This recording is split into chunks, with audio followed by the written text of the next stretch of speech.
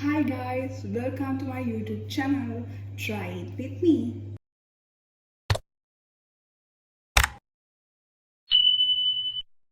අද තමයි මගේ channel එකේ මම upload කරන මගේ first video එක create කරන්නේ. ඊට කලින් මම short video එකක් දැම්මා බච්චාරුවක් හදන විදිහට හරි simple දෙයක්. නමුත් අද තමයි මම හිතුවේ මගේ first video එක විදිහට පුඩින් එකක් හදන විදිය ඔයාලත් එක්ක try කරලා බලන්න. ඉතින් මේක මමත් වීඩියෝ එකකින් දැක්ක එකක් තමයි. මටත් ඇත්තටම ආසයි තුන එක දැක්කම try කරලා බලන්න. මොකද ඒක හරියම ලේසියෙන් අපේ ගෙදර තියෙන ingredients වලින් හදාගන්න පුළුවන් එකක්. ඉතින් මම හිතුවා ඒක ඔයාලත් එක්ක try කරලා බලන්න ඕනේ කියලා. ඉතින් වැඩි කතා නැතුව අපි බලමු මේ පුඩින් එක හදාගන්න අවශ්‍ය ingredients මොනවාද කියලා. මේකට අවශ්‍ය වෙනවා yogurt දෙකක් තමයි මම ගන්න. ඉතින් ඔයාලා කැමති නම් එක yogurt එකකින් හදන්න පුළුවන්. නමුත් මම ගාව yogurt දෙකක් තියෙන නිසා මම yogurt දෙකම use කරනවා. එතකොට yogurt දෙකට මම කෝපි ගන්නවා. කෝපි තේ හැඳි 3ක්. ඔයාලා එක yogurt cup එකකින් හදනවා නම් කෝපි තේ හැඳි එකමාරක් ඇති. නමුත් මම yogurt දෙකක් නිසා මම කෝපි තේ හැඳි 3ක් ගන්නවා. ඊට අමතරව තව අවශ්‍ය වෙනවා සීනි. ඒක ඔයාලගේ රසය අනුව සමහර අය ගොඩක් පැන් රසට කන්න කැමති නම් ඔයාලට ඒ ප්‍රමාණයට දාගන්න පුළුවන්. තව අවශ්‍ය වෙනවා ජෙලටින්. ජෙලටිනුත් යෝගට් දෙකට ජෙලටින් සාමාන්‍යයෙන් අවශ්‍ය නැහැ. තේ හැඳි දෙකමාරක්. එක යෝගට් කප් එකකින් හදනවා නම් එකමාරක් ඇති. මේක මම දැන් යෝගට් දෙකකින් හදන නිසා ජෙලටින් තේ හැඳි දෙකමාරක් අවශ්‍ය වෙනවා. තව එක ඉන්ග්‍රීඩියන්ට්ස් එකක් අවශ්‍ය නැහැ. ඒ තමයි බටර්. බටර් කියන්නේ මේ පුඩින් එක හදන්න අවශ්‍ය වෙන්නේ නැහැ. මේක දැන් පුඩින් එක හැදුවට පස්සේ ඔයාලා මේක ෆ්‍රිජ් එකේ දැන් මේක ෆ්‍රීස් කරන්න ඕනේ.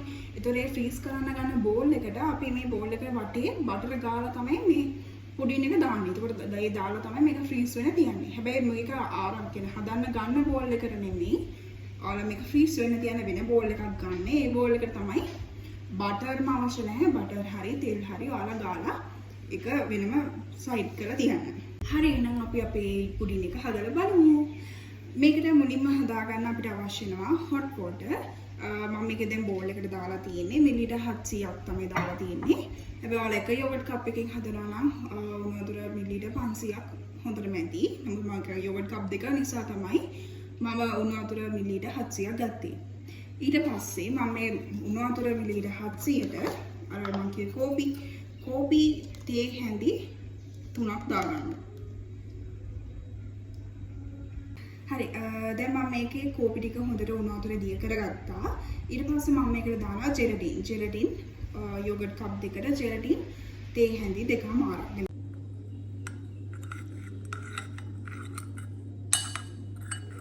හරි අපි දැන් මේ හදාගත්ත මේ කෝපි ද්‍රාවණය, කියන්නේ කෝපි ජෙලටින් සහ සුගර් ඇඩ් කරලා ඉතින් දැන් මේක අපි ෆ්‍රීස් කරන්න ඕනේ. ඉතින් ෆ්‍රිජ් එකේ ඔයාලා පැයක් විතර මේක ෆ්‍රීස් වෙන්න තියන්න ඕනේ. ඒකට තමයි මේක අර ජෙලි ගතියක් තියෙන්නේ. 1 hour later. හයි ඔයාලා දැන් බලා ගන්න පුළුවන් අපි දැන් ඊට පැයකට කලින් අපේ ෆ්‍රිජ් එකට දාගත්ත අපේ කොෆි ජෙලි එක. ඉතින් ඔයාලට බලා ගන්න පුළුවන් දැන් පැයකින් එක හරි ජෙලි ගතියට ඇවිල්ලා තියෙනවා. ඊට පස්සේ අපි කරන්නේ එක මේ වගේ කියන්නේ පිහක් අරගෙන මෙහෙම එක අර අපි කොටු කොටුවට කපා ගන්නවා. ඊට පස්සේ අපි මේ කපාගත්ත කොෆි ජෙලි එක අපේ බ්ලෙන්ඩර් ජාර් එකට දාගන්නවා.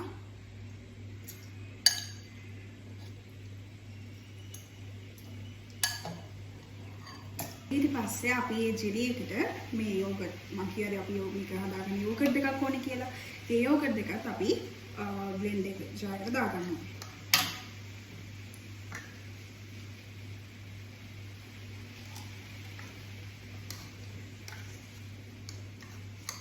මේ තියෙන්නේ අපි බ්ලෙන්ඩ් කරගත්ත ඒ කොෆි ජෙලි එක සහ යෝගට්. ඉතින් ඔයාලට මේ වගේ තමයි ඒක බ්ලෙන්ඩ් කරගත්තම එන්න ඕන. මේ තියෙන්නේ අර මම ඔයාලට මුලදීම කිව්වා නේද මේක හදන්න බෝල් දෙකක් ඕනේ කියලා. එකක් අපි පුඩින් එක හදන බෝල් එක. අනිත් එක අපි ෆ්‍රීස් කරන්න අවශ්‍ය බෝල් එක. ඉතින් මේ බෝල් එකට අපි ගා ගන්නවන බටර් හරි ඔයාලට කැමති නම් තෙල් හරි පාවිච්චි කරන්න පුළුවන්.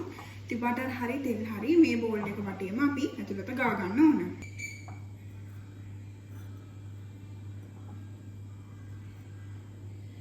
මේ තියෙන්නේ අපි හදාගත්ත පුඩින් එක. ඊට පස්සේ මම මේක තව රස වෙන්න මම මේකට යොදා ගන්නවා කජු.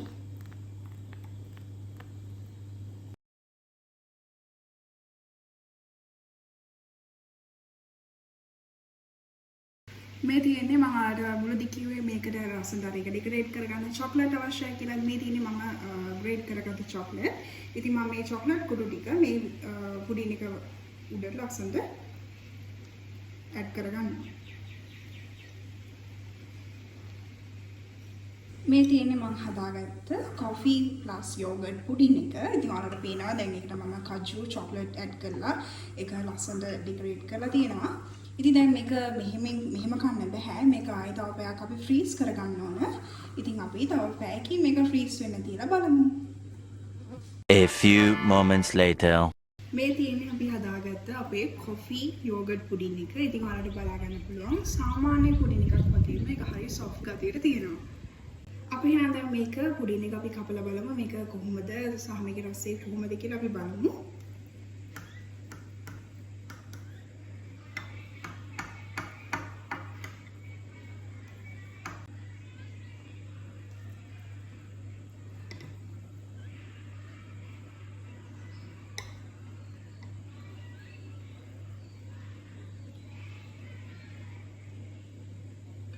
ඔයාලට දැන් බලා ගන්න පුළුවන් මම හදපු පුඩින් එක. ඉතින් මම හිතුවට වඩා ඇතුළේ මේක හොඳට ඇවිල්ලා තියෙනවා. ඒ වගේම ඒක හරි soft ගතියක තියෙනවා. ඒ විතරක් නෙමෙයි ඒක රසත් ඇත්තටම හරි රසයි. ඉතින් ඔයාලා අනිවාර්යෙන්ම මාත් ඒක try කරලා බලන්න.